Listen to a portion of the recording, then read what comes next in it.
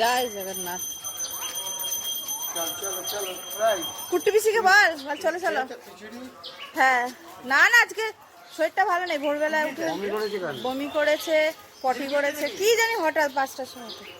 কি বলছে আঙ্কেলটা, কি বলছে সারা দাও।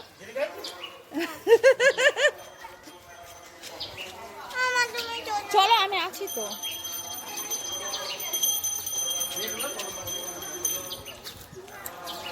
এদিকে সামনে তাকাও দুষ্টু।